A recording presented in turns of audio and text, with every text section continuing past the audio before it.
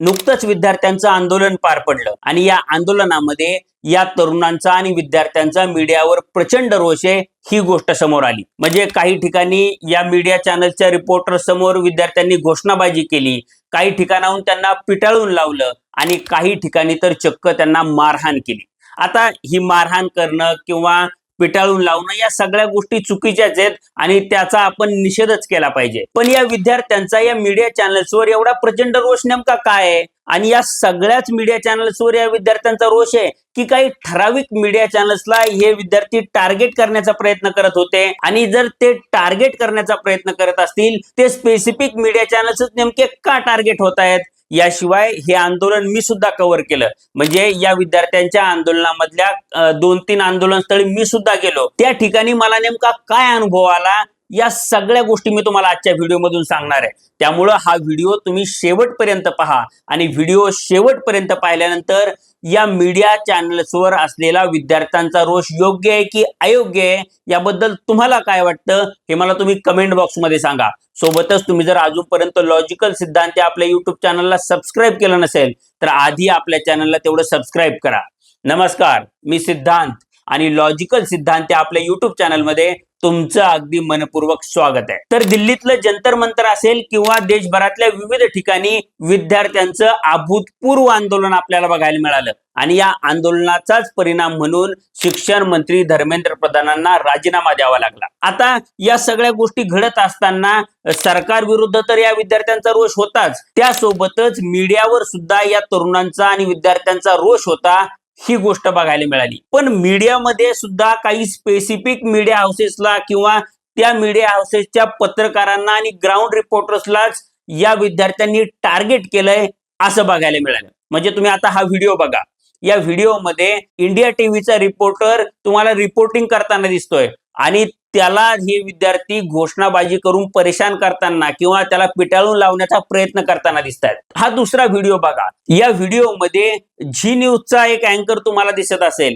आणि त्याच्यासोबत सुद्धा सेम गोष्ट होताना तुम्हाला दिसत असेल। आता एवढंच नाही तर देव कोटक नावाच्या टाइम्स नाऊच्या रिपोर्टरला या विद्यार्थ्यांनी चक्क मारहाण केली। आता या विद्यार्थ्यांचा या मीडिया हाऊसेसवर एवढा रोष काय आणि सगळ्याच मीडिया हाऊसेस सोबत हे होतंय का, तर सगळ्या मीडिया हाऊसेस सोबत ही गोष्ट होत नाही। म्हणजे न्यूज पिन सारखं YouTube चॅनल हे या आंदोलनाला एक्सटेन्सिव्हली कव्हर करत होतं, पण त्यांच्यावर कोणताही हल्ला झालेला किंवा त्यांना लोकांनी ट्रोल केलेलं, त्यांच्यासोबत घोषणाबाजी केलेली किंवा काहीतरी वाईट चुकीचं वर्तन केलेलं तुम्ही आतापर्यंत बघितलेलं नसेल। किंवा अनेक युट्यूबर्स म्हणजे ज्यामध्ये निखिल वागळे सर असतील किंवा अजित अंजुम असतील, या सगळ्या पत्रकारांनी हे आंदोलन अगदी विद्यार्थ्यांच्या गर्दीत जाऊन कव्हर केलं, पण त्यांच्या विरोधात या विद्यार्थ्यांनी अजिबात घोषणाबाजी केलेली नाहीये। याचाच अर्थ काही सिलेक्टिव्ह चॅनल्सच्या विरोधातच या विद्यार्थ्यांनी आपला रोष व्यक्त केलाय ही गोष्ट तुम्ही लक्षात घेतली पाहिजे। आता मुंबईत सुद्धा अशीच घटना घडली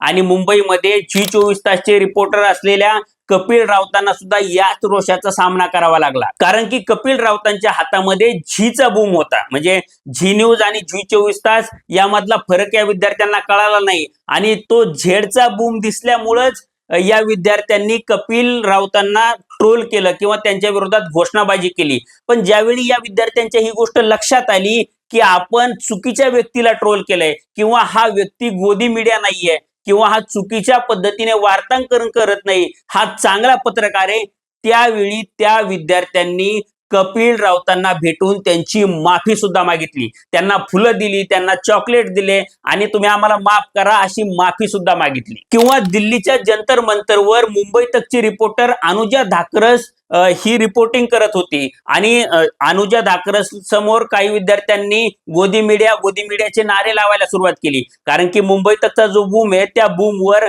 आज तकचा सुद्धा लोगो आहे आणि त्यामुळे या विद्यार्थ्यांचा रोष हा उफाळून आला आणि त्यांनी अनुजा समोर घोषणाबाजी करायला सुरुवात केली। पण काही मराठी विद्यार्थी किंवा मराठी आंदोलक समोर आले आणि हे गोदी मीडिया नाहीत असं त्यांनी त्या तरुणांना सांगितलं आणि त्यानंतर जे विद्यार्थी घोषणाबाजी करत होते त्या विद्यार्थ्यांनी अनुजा धाकरसची माफी मागितली। याचाच अर्थ जे मीडिया चॅनल्स मोदींची कायम तळी उचलत असतात किंवा मोदी करतायत ती गोष्ट योग्यच आहे असं सांगत असतात किंवा मोदींनी कोणताही निर्णय घेतला तर तो कसा मास्टर स्ट्रोक आहे हे सांगण्यासाठी या मीडिया चॅनलची चढाओढ लागलेली असते किंवा ते कायम हिंदू मुसलमान करत असतात, सरकारच्या चुकांवर पांघरून घालण्याचा प्रयत्न करत असतात किंवा कायमच द्वेष पसरत असतात। या सगळ्या प्रकारच्या मीडिया चॅनल्सवर विद्यार्थ्यांनी त्यांचा रोष व्यक्त केलाय हे तुम्ही लक्षात घेतलं पाहिजे। आता याच मीडिया चॅनल्सनी या आंदोलनाबद्दल सुद्धा चुकीचं रिपोर्टिंग केलं।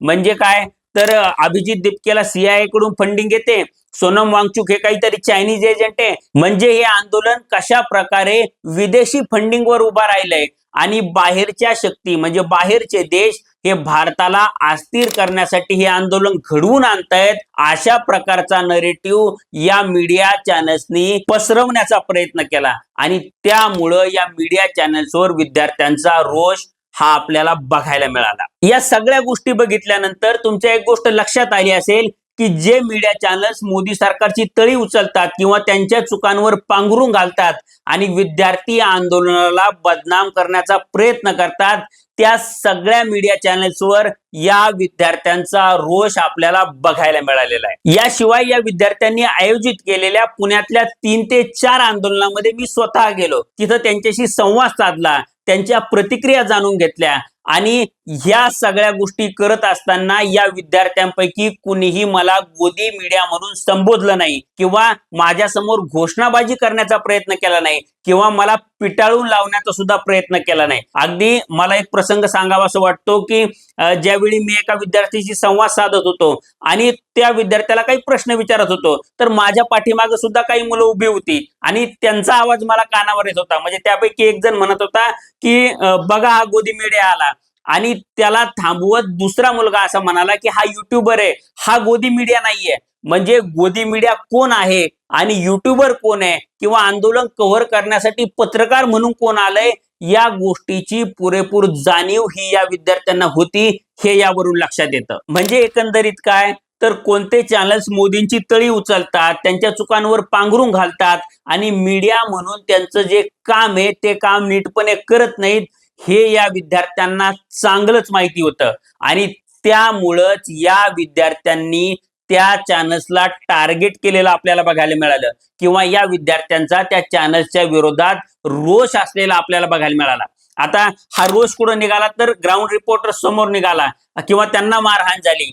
पण या विद्यार्थ्यांना ही गोष्ट कदाचित माहिती नसेल की मीडियामध्ये ग्राउंड रिपोर्टर हा चॅनलचा नरेटिव्ह ठरवत नाही किंवा चॅनलची लाईन ठरवत नाही। चॅनलची लाईन ठरवणारी लोक ही संपादक लोक असतात किंवा स्टुडिओमध्ये बसलेली लोक असतात आणि ग्राउंड रिपोर्टर हा फक्त कंटेंट घेऊन येण्याचं काम करतो हे आपण लक्षात घेतलं पाहिजे। म्हणजे त्या ग्राउंड रिपोर्टरचा मीडिया चॅनल्समध्ये काय चाललंय किंवा काय निर्णय होतात, काय नरेटिव्ह टो केला जातो या गोष्टीशी काहीही संबंध नसतो। पण अर्थातच या गोष्टी विद्यार्थ्यांना माहित नव्हत्या, त्यामुळे त्या चॅनलचा लोगो असलेला बूम दिसला की या विद्यार्थ्यांचा राग अनावर होत होता हे आपण लक्षात घेतलं पाहिजे। त्यामुळे या सगळ्या गोष्टी बघितल्यानंतर विद्यार्थ्यांना दोष देण्यापेक्षा, ते काहीतरी असामाजिक तत्व आहेत असं सांगण्यापेक्षा, ते कोणीतरी गुंड आहेत असं सांगण्यापेक्षा मीडियानं सुद्धा आत्मपरीक्षण करण्याची गरज आहे आणि मीडिया म्हणून आपलं नेमकं काम काय आहे हे स्पेसिफिकली समजून घेण्याची गरज आहे आणि आपलं काम हे सरकारची तळी उचलणं नाही तर सरकारला प्रश्न विचारणं आहे आणि आपण परमनंट विरोधी पक्ष आहेत हे ज्यावेळी मीडियाला उमजेल किंवा या गोष्टीवर ते काम करायला लागतील त्यावेळी विद्यार्थ्यांचा हा रोष मावळलेला असेल हे आपण लक्षात घेतलं पाहिजे। आता हे सगळं विश्लेषण ऐकल्यानंतर मीडियावर असलेला विद्यार्थ्यांचा रोष हा योग्य होता की अयोग्य होता याबद्दल तुम्हाला काय वाटतं हे मला तुम्ही कमेंट बॉक्समध्ये सांगा। हा व्हिडिओ हे विश्लेषण आवडला असेल तर व्हिडिओला लाईक करा आणि असेच नवनवीन व्हिडिओ पाहण्यासाठी लॉजिकल सिद्धांत आपल्या YouTube चॅनलला सबस्क्राईब करायला विसरू नका। धन्यवाद।